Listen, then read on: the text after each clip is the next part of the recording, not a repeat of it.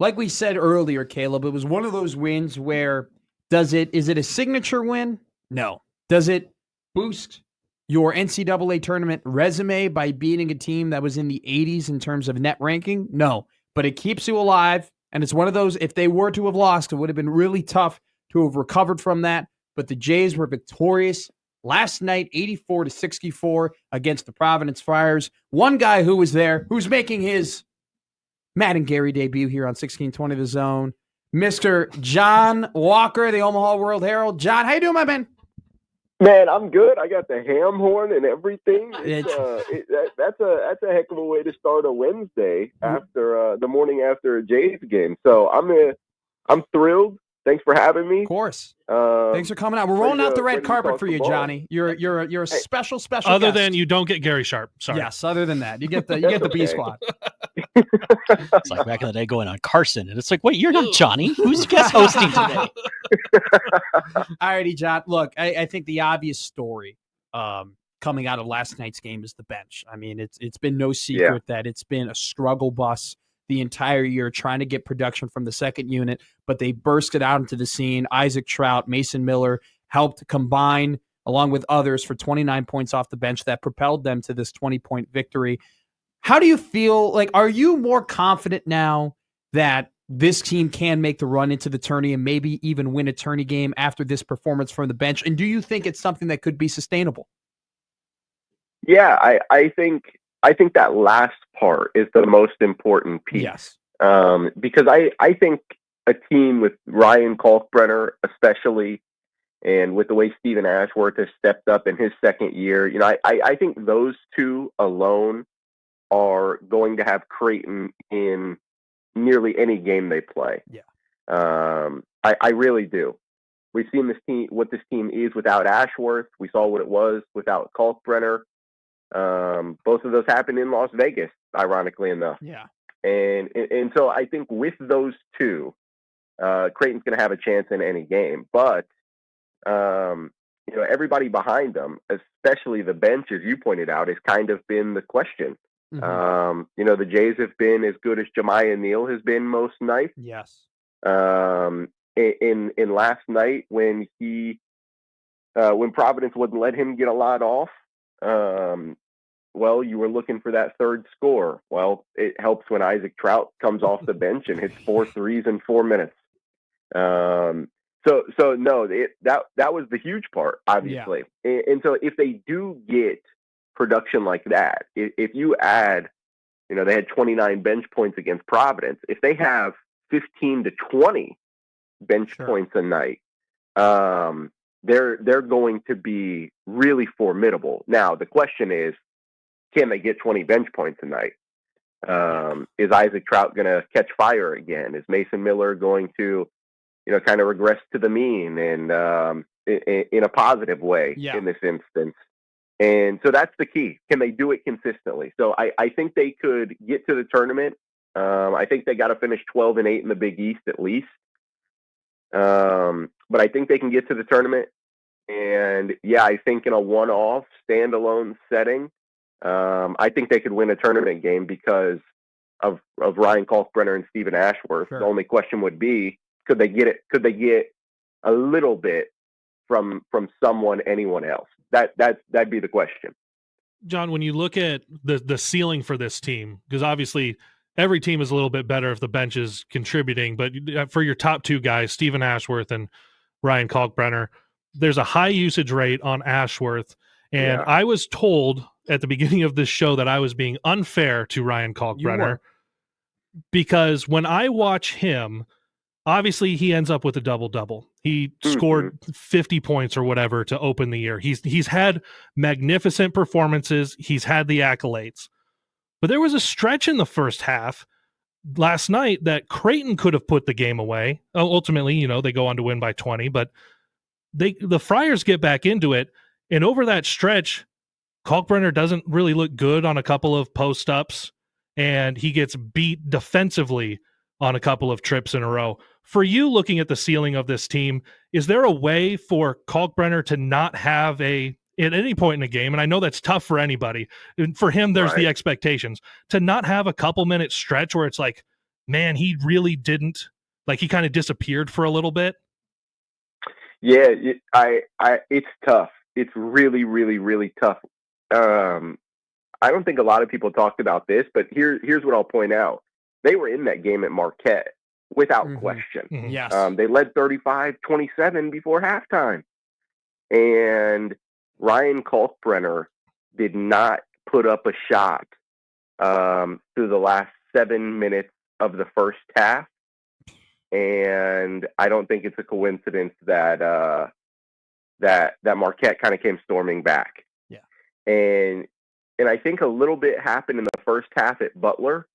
They went to him early, and then they went away from him, and Butler hung around, and then they went to Ryan in the second half, and he took over on both ends of the floor. But, I think you could probably get away with a stretch like that if Steven's going to be on, and if Jemiah's going to be on, and if you get, let's say, 10 points from Jackson McAndrew. But no, I mean, this team, fifth year veteran, 3-time Big East Defensive Player of the Year, probably going to be a fourth if I had to guess. Mm-hmm. Maybe Big East Player of the Year. I'm not sure. We still got a little bit to go. But this team goes as Ryan Kalkbrenner does. Yeah. And so if they're going to do anything, if they're going to chase a Big East tournament title, that's what he really, really, really wants to do. That's kind of the only thing other than a Final Four that he's missing on his resume. So if they're going to do that, if they're going to get to the tournament, if they're going to win a tournament game, it starts with Ryan Kalkbrenner. And no, when the pressure is the highest, when the lights are the brightest, the stage is the biggest, your fifth-year veteran cannot have a stretch of, let's say, 5 to 8 minutes where he just doesn't get touches or he mightily struggles.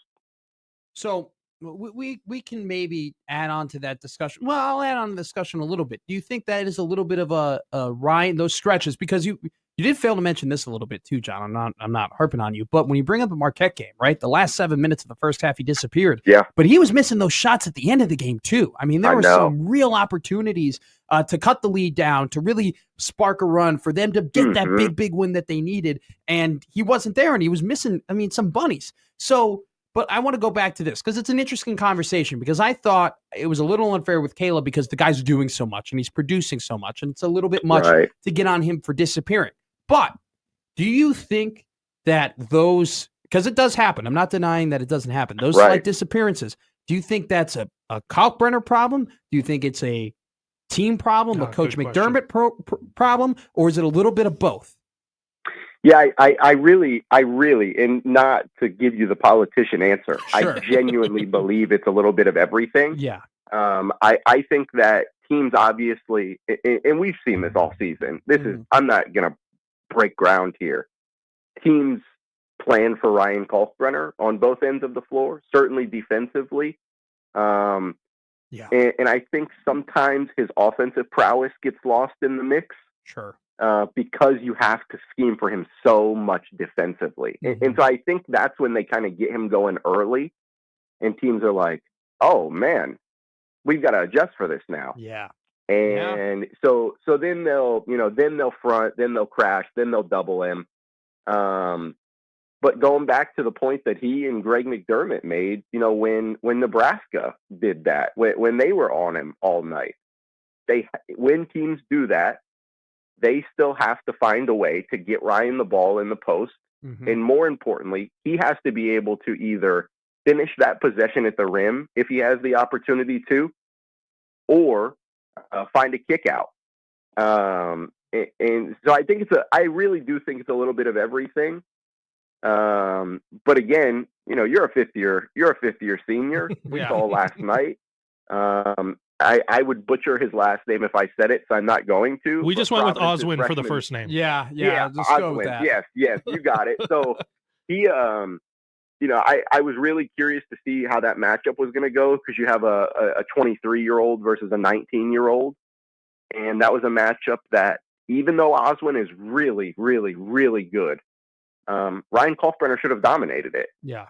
And he didn't for the first few minutes, and then he kind of flipped that switch, and Creighton took off. But yeah, I just think the fifth-year center, again, the three-time Big East Steve Toy, Creighton's fourth all-time leading scorer, soon to be second. He played more games than any Creighton player in history as of last night. He passed Ethan Raggi against Providence. So I just think that guy with that resume should be able to will your team. And there's been times where he's been able to. Obviously, there will be times in the coming weeks where he does. But, I think that was a really good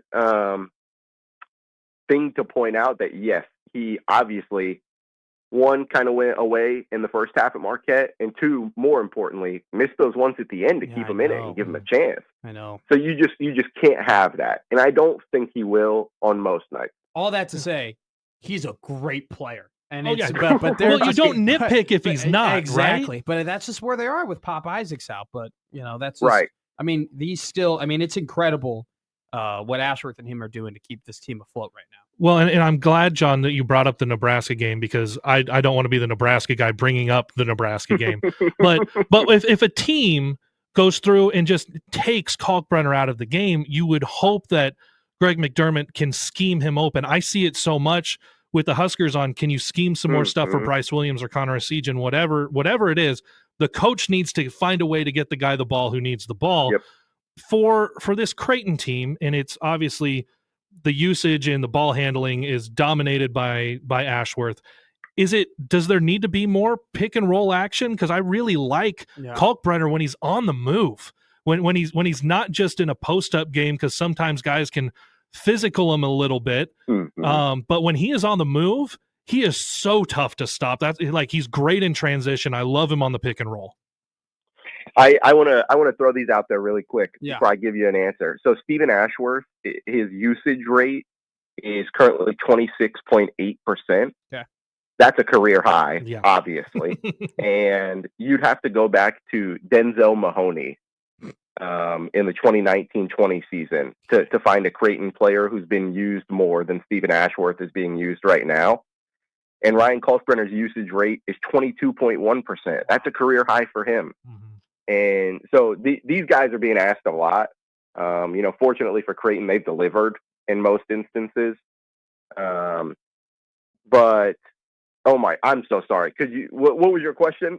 Getting Kalkbrenner on the move in a way to scheme him a little bit more, where he can get those offensive touches. And in my opinion, he's more successful when he's on the move. Yeah. I mean, how do you stop 7'1", 270 rolling at you? Good luck. And we saw last night on a couple of those lobs that all you got to do is flip it up and put it in the vicinity. Sure. The wingspan's going to bring it in, I promise. And no, so they went to that inverted pick and roll quite a bit against Providence because Providence was just really, really, really physical at the point of attack, which they had been all season. Creighton knew that was going to be the case. And so I think midway through the first half, and especially while they built that lead in the second, Creighton went to a little bit of an inverted pick and roll. And that let Ryan Kalkbrenner get on the move. Well, what happens? Well, then Stephen Ashworth kind of weaves his way into the paint, and it's either a flip up if they hound him, or Ryan Kalkbrenner kind of sets somewhat of a screen, and Stephen Ashworth can get to the rim and lay one in. So no, I think that was really successful for them last night, especially. Maybe we'll see a little bit more of it in the coming weeks. But yeah, you just have to get Ryan Kalkbrenner on the move if teams are going to crash and double and front. It's like, okay, well, and if you're going to crash the block, well, take him off of the block. Yeah. And with the way he's hit threes over the last week or so, oh my goodness, that completely changes that pick and roll. It does. Because then you can pop it, and then they got to honor him on the perimeter, and then that just opens up all the lanes for everybody else. It's a great point, John. We'll get you out of here on this. Some very coaches say that some of the best coaching they do is when they have 500 teams, when they have teams that aren't the most talented. It's not necessarily, Bill Belichick's greatest coaching job isn't necessarily when the team goes 17-0. It's when the team ends up going, 10-6 or 8-9, and you got to will them there, right? And I think that's kind of what Greg McDermott is dealing with a little bit, considering the fact that you lose Pop Isaacs, but just overall heading into the season, the talent level of this team compared to last year's teams definitely has been lower. You did a great job tweeting out the quotes from Greg after the game. I didn't watch the presser, so I want to ask you, being there, with how the bench played and that being the biggest hurdle this team has had to get through in order to win games, did he seem a little bit relaxed? Did it seem like there was a bit of a monkey off his back, the fact that they won a game they absolutely needed to do, and they did it without Jemiah Neal playing his best game? Yeah, I'll paint this picture. So I asked Ryan Kalkbrenner, I said, hey, you guys have played a lot of really close games that you've had to fight down to the wire, Villanova, obviously. Sure. If you go back before close, then, right?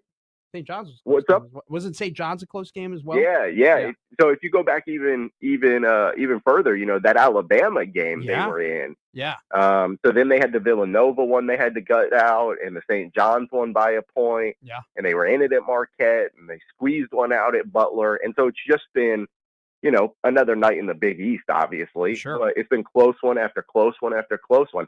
And I asked Ryan Kalkbrenner, hey, what did it feel like to finally have a win that you got to watch the last few minutes from the end of the bench? Sure. And he said, it's a little less stressful. I think it's one less gray hair for Mac. So that's always a win. Yeah. And I think that's right. Greg McDermott wasn't like, yeah, I'm so relaxed right now. That's not Greg McDermott, but it certainly seemed that way. He knew that last night showed for this team to play to its full potential, for this team to be as good as it can be, for it to reach its ceiling, that Mason Miller is going to need to be the player that he can be, and they're going to need Fedor to get acclimated quickly, obviously. Yes. Both of those things took steps in the right direction last night, and I think that, along with Isaac Trout coming off the bench and catching fire, I think those things kind of put his mind at ease a little bit. That okay, if we can get these performances from these guys, we're going to be okay. So that's a long, meandering way to wrap it back around to the beginning of our call. When can you get that from those guys every night? Yeah, that's the question. That's what we'll see moving forward. John, thank you so much for coming on. A little bit late notice. Really appreciate it. First of many appearances here on Gary and Matt. Thank you so much, dude. Thanks, guys. Of course. Jon Walker, Creighton beat writer.